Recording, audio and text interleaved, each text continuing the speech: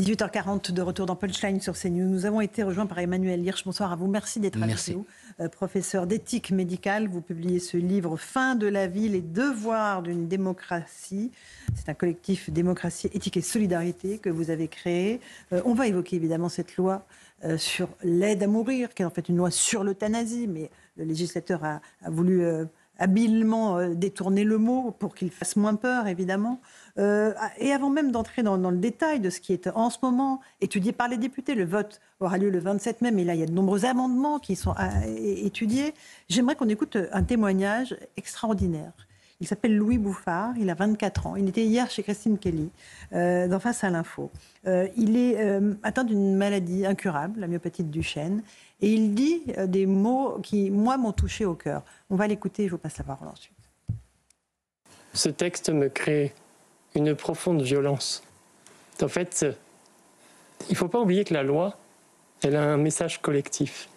Et le message qu'elle envoie aux personnes fragiles, handicapées, malades, c'est dire « vous coûtez trop, vous êtes trop dépendants, vous êtes trop seuls et il faudrait peut-être partir ». C'est une loi, en fait, qui vise à nous peser.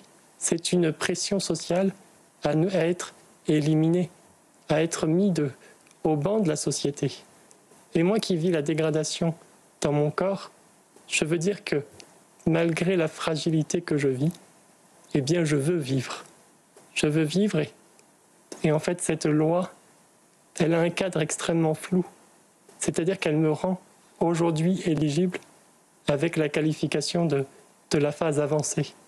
Oui, moi je suis, avec ma maladie, la myopathie de Duchenne, dans un stade avancé. Et donc je rentre dans le critère de la loi, dans les critères, et c'est pour moi une profonde violence. Parce qu'en fait, ça nous invitera tous à nous poser la question, est-ce que je ne suis pas de trop ? Est-ce que je ne suis pas de trop pour ce témoignage admirable de Louis Bouffard. Je le dis pour nos auditeurs, il est en fauteuil roulant, il a perdu d'abord l'usage de ses jambes, puis de ses bras, et la maladie est évolutive. Emmanuel Hirsch, il dit « je veux vivre ». Et il dit qu'il rentre désormais dans les critères de la loi si elle est votée par les députés. C'est-à-dire qu'il est en fin de vie, mais il peut vivre encore 10 ans. Est-ce que vous êtes aussi touché par ce témoignage que nous ? Louis Bouffard est un ami. Et pour moi, son exemplarité, sa manière d'exprimer ce qu'il vit et ce à quoi il croit en nous. Et on est en train de déserter un espace qui est l'espace des personnes les plus vulnérables. Christine Kelly, il a reçu également Charles Bedka, qui est atteint de la maladie de Charcot, qui est un témoignage de la même force. Et on a du mal à comprendre que la priorité aujourd'hui de nos parlementaires soit de se consacrer à une loi sur l'euthanasie et au suicide assisté. Qu'il y ait cette incapacité de comprendre ce qu'est la réalité de ce que vivent les personnes qui sont dans des situations de handicap, qui sont quelquefois des personnes âgées en mort sociale, c'est les petits frères des pauvres. Et notre réponse aujourd'hui, c'est une solution.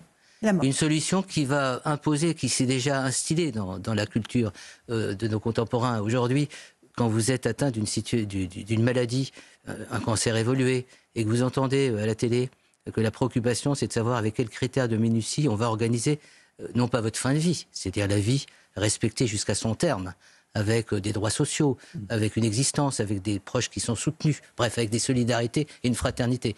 Là, l'obsession des parlementaires, et on voit la palinodie, c'est de voir les critères qui permettront moralement pour eux, puisqu'il y aura une éthique de l'euthanasie, de dire qu'on est dans le clou hors les clous. Mais on a déjà tous les dégâts. C'est-à-dire avant même que la loi soit votée, elle est déjà dans la culture. Et je donne juste un exemple qui me frappe. Dans mes activités actuelles, je suis quotidiennement dans des EHPAD ou dans des cliniques psychiatriques. Et déjà, des gens ont anticipé le fait que le suicide assisté, un suicide ça ne s'assiste pas, mais enfin le suicide médicalisé va rentrer, j'allais dire, dans les pratiques courantes, puisque ça va rentrer dans le soin, dans le code de la santé publique, et ça a déjà dégradé tout ce qui est la confiance qu'une équipe peut avoir en une personne. Donc le désastre est déjà là. Merci Monsieur le Président de la République, mais merci aussi au Comité consultatif national d'éthique qui est le grand absent. S'il n'y avait pas eu l'avis 139, et je le dis clairement, du 13 septembre 2022, on n'en serait pas là. Et l'avis 139 proposait un cadre. C'est l'avis du CCNE, du comité consultatif. Où est le comité d'éthique? L'Académie de médecine s'est prononcée pour dire qu'il y a des dérives qui sont inacceptables. Où est-il aujourd'hui pour rappeler ce qu'étaient ses fondamentaux et qui est totalement remis en cause par les parlementaires? On va écouter quand même Olivier Falorni, qui est le rapporteur de cette proposition de loi sur la famille, parce qu'il faut entendre les deux côtés. On a entendu ce jeune Louis Bouffard, mais il y a d'autres malades aussi qui disent une autre chose.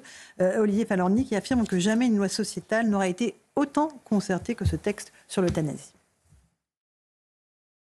Jamais, je dis bien jamais, une loi sociétale d'importance n'aura été autant concertée, analysée, débattue que ce texte sur la fin de vie. Cette maturation explique d'ailleurs aussi sans doute en partie l'adhésion massive des Français à ce texte, puisque toutes les enquêtes d'opinion, toutes, de même que la Convention citoyenne, indiquent que plus des 3/4 des Français soutiennent ce texte. Geoffroy Lejeune, si la question était posée aux Français, effectivement, et d'ailleurs c'est un petit peu la menace qu'a laissé planer le président lors de son intervention, il pourrait y avoir un référendum. Olivier Falorni parle d'adhésion massive des Français. De fait, toutes les enquêtes d'opinion l'ont confirmé jusqu'à présent. J'ai envie de vous poser une question, en fait, pas tellement envie de parler. C'est comment pensez-vous que cette adhésion, cette fameuse adhésion, s'est mise en place? Comment ça a été possible? Alors, j'ai pas lu votre nouveau livre, mais j'ai lu le précédent sur l'affaire Vincent Lambert qui avait été préfacé par Michel Houellebecq. Comment, en 40 ans, ils ont réussi en fait leur coup pour préparer les Français à ça? Je répondrai juste d'un mot que les Français ne sont pas pour ou contre l'euthanasie. N'est-ce pas? Ils sont contre la souffrance. C'est un point important. Et quand vous analysez, et les médecins aussi, et on l'est tous contre la souffrance, on est aussi pour, et c'est la loi Leonetti de 2005, rappelez-vous, qui proposait, y compris avec les risques d'abréger une existence, qu'on lutte, c'est un droit fondamental. Et la complexité, c'est que la souffrance, elle n'est pas que physique, elle est aussi psychologique. Quand on vit la réalité de la maladie, son évolution, et puis aussi les relégations sociales. Donc il y a un abus dans les mots, il y a une tromperie. On est menteur. D'abord, on nous parle d'aide à mourir. Aider à mourir, c'est les soins palliatifs qui assistent la personne. Et c'est pas de l'aide, c'est de la présence. C'est un compagnonnage d'humain en humain. Et c'est ce que nous demande Louis quand il s'exprime et qui expose sa demande aujourd'hui. On nous trompe en ne parlant pas d'euthanasie, on nous trompe en ne parlant pas de suicide. C'est vrai que c'est des mots graves et ils sont lourds de conséquences. Mais assumons au moins la responsabilité des mots. Et on nous trompe aussi en trouvant des espèces de fioritures pour habiller des décisions dont on sait du reste qu'on ne les tiendra pas. Alors quand vous parlez de stratégie, il se fait que moi je suis le mouvement depuis des années. Et il y a eu un moment important, c'est François Hollande, qui voulait déjà, rappelez-vous en 2012, l'euthanasie. Il n'a pas pu aller jusqu'au bout parce qu'il y a eu la maladie pour tous. Et puis il y a eu aussi M. Vincent Lambert. Et on est arrivé à la sédation profonde et continue jusqu'au décès, dont on savait très bien que certains l'assimileraient à une euthanasie lente. Donc la construction était déjà en place. Alors vous avez tout un ensemble de mouvements. Quand moi je m'exprime aujourd'hui, on dira que je ne suis pas un progressiste. Je précise que dans les années 80, les gens qui me feraient la critique, j'étais militant dans le domaine du sida, que j'ai présidé la première association nationale du sida qui était Arcade Sida, en termes de nombre, que j'ai présidé l'association nationale de la sclérose latérale amyotrophique, Charcot. Donc quand je vous parle avec beaucoup de résolution, avec une certaine expertise. Uniquement avec un point qui est fondamental, c'est que je ne sais pas, à titre personnel, comment je réagirais si j'étais confronté, pour moi, un autre, à une situation. Et c'est là, et je termine sur un point, où la notion d'exception me semble importante. Et vous savez que le Comité consultatif national d'éthique avait déjà, en 2000, posé la question d'exception, avec un regard du magistrat qui contrôle effectivement l'effectivité. Aujourd'hui, on va avoir une loi qui sera une loi bâclée, quel que soit ce que dit M. Falorni. Falorni n'est pas un intellectuel, il est plus totalement audible. Je ne vais pas vous dire pourquoi, parce qu'on l'a entendu, on sait son affaire, il veut aller jusqu'au bout. Et malheureusement, on a le sentiment que les politiques, ils ont pris un engagement moral vis-à-vis d'eux-mêmes, vis-à-vis de proches, et quelles que soient les conditions dans lesquelles la loi sortira, il faudra qu'on la vote. La vraie question, c'est les conséquences. Une forme de conflit d'intérêt, puisqu'il est aussi membre de... Non, mais on n'en parle pas, mais peu importe. Mais c'est tellement évident, alors vous le dites régulièrement dans toutes vos interventions, dans vos écrits, ça c'est des évidences. Donc je termine pour dire, pour moi, ce qui est important d'un point de vue éthique, c'est pas uniquement la finalité pour faire plaisir à certaines personnes, c'est les conséquences. Et comment quelques personnes prennent en otage une société, et comment on a aujourd'hui Louis et d'autres, mais ils sont multiples, qui disent « mais attendez, on n'a plus le droit de vivre ». C'est ça la vraie question. Bien sûr. André Valigny, je sais que c'est un sujet qui vous touche beaucoup aussi. Oui, parce que j'appartiens au camp que l'on qualifie de progressiste. Je suis de gauche et je suis effrayé par cette loi. Et je fais abstraction de mes convictions religieuses. Il se trouve que je suis chrétien, mais je mets de côté ses convictions religieuses. Moi, je considère qu'il s'agit d'une rupture anthropologique, vous l'avez dit dans votre introduction, qui va contre l'interdiction de tuer, qui existe dans l'humanité depuis des millénaires. Et puis, je suis très sensible au discours de M. Hirsch sur cette loi qui va marginaliser, qui va culpabiliser les plus faibles, les plus isolés, les plus pauvres, qui vont se demander s'ils ne coûtent pas trop cher à la société, à leur famille, et qui vont se résoudre, la mort dans l'âme souvent, à demander à mourir. Moi, je pense qu'il faudrait multiplier les centres de soins palliatifs, les multiplier par 10 ou par 100 dans toute la France, que tout le monde puisse en bénéficier, qu'on applique la loi Claes-Leonetti et qu'on se donne 10 ans au moins pour voir dans 10 ans si les choses ont évolué. Mais je le répète, je suis très opposé à cette loi. Bien sûr. Et il y a ce que disait Louis, cette pression sociale qui va peser sur ces personnes, Édouard Tétrault,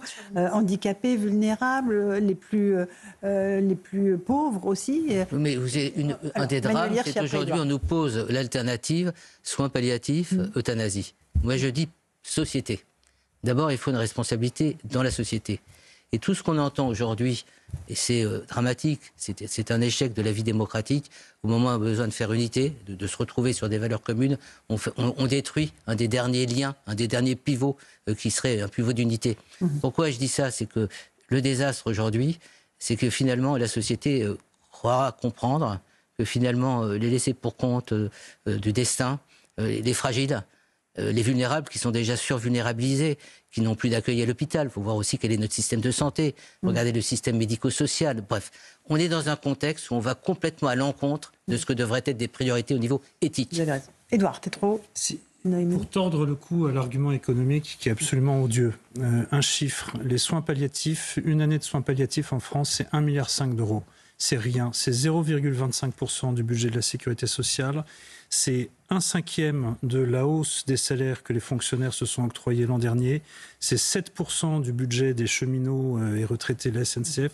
Donc l'argument économique est absolument odieux et je rejoins tout à fait tout ce qui a été dit, notamment par M. Hirsch et André Vallini.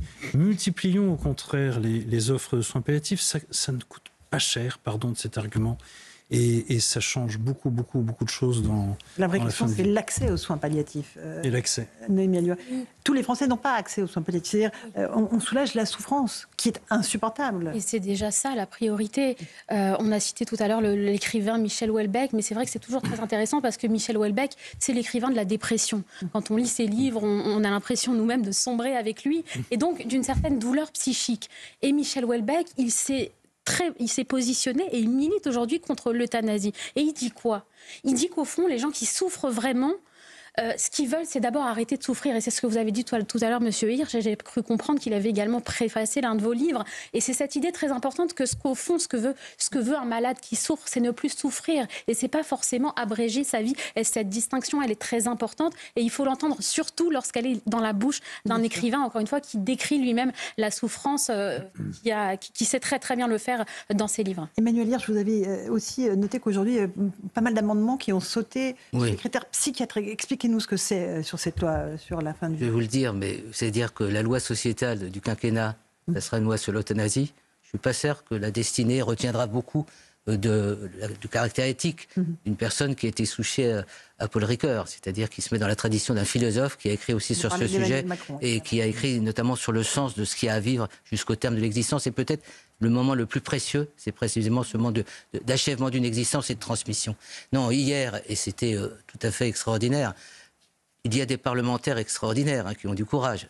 Notez qu'il n'y a pas énormément de parlementaires dans l'Assemblée. Ils sont très peu nombreux. Non, ils étaient 461 samedi, ils étaient à peu près 230 hier. Pour un sujet qui est un sujet de société, quand vous dites la société est favorable, ils n'osent même pas être là dans l'enceinte, je veux dire, pour assumer une responsabilité. Et pour répondre à votre question, effectivement, avec beaucoup de prudence, on s'est dit, une personne qui est autiste, une personne qui est schizophrène, les maladies psychiatriques, elles relèvent de traitement. Est-ce qu'elle sera en capacité de discernement? Est-ce qu'elle n'a pas le droit à une protection supplémentaire? Et ça a été réfuté. Ça a été réfuté au motif qu'on ne va pas faire l'inventaire des vulnérabilités parce que ça serait discriminatoire. Et oui, sur cette base-là, les lois qui nous ont précédés, 2001 aux Pays-Bas et 2002, ont dit après tout, effectivement, c'est discriminatoire vis-à-vis de la personne qu'elle n'ait pas accès d'une manière assez simple à l'euthanasie, au suicide. Et vous voyez, ce qui est frappant aussi, on a demandé que des psychiatres puissent intervenir dans l'évaluation collégiale. non pas d'une manière péjorative, mais pour voir effectivement si la personne est en capacité de discernement. Et même, on avait dit... Ça a été rejeté ? Mais ça a été réfuté a priori, c'était même pas dans le projet de loi d'Agnès Firmin-Lebaudot. Donc vous voyez, quand les gens aujourd'hui, avec cynisme, disent nous sommes en train de faire un modèle à la française, si vous regardez l'expérience des autres pays, on est déjà a priori, alors que la loi n'est pas votée, dans l'excès par rapport à des critères qui avaient été au départ posés. Donc c'est très inquiétant, c'est très insécurisant, y compris pour des professionnels. Parce que Claire Fourcade, la présidente d'Asphalt, dit « la loi nous protège, l'interdit de tuer nous protège ». Et vous savez qu'un des éléments importants dans la loi Leonetti de 2005, ça a été pour les réanimateurs qui chaque jour prennent des décisions d'imitation et de traitement. Ils ne pratiquent pas pour autant de l'euthanasie. Il y a des règles et je respecte un point important, c'est la collégialité. C'est-à-dire si une décision doit être prise, elle doit être construite, elle doit se travailler, intégrer la personne dans ses choix, mais elle doit être collégiale. Et là, c'est la solitude de la décision d'un médecin. D'accord ? Et c'est pas a priori qu'on va évaluer, c'est vraiment a posteriori qu'on verra s'il a été ou pas dans les clous pour autant qu'il déclare. Donc on est dans quelque chose qui est une zone floue mais très inquiétante. Emmanuel Hirsch, merci beaucoup d'être venu aujourd'hui dans Punchline sur CNews et Europe 1 pour défendre votre point de vue. Et en espérant que les députés aient tout ça bien en tête au moment du vote le 27 mai. Merci à vous tous d'avoir participé à Punchline. Merci Alexandre, Noémie, Geoffroy, Édouard et André. Dans un instant, c'est Christine Kelly sur CNews.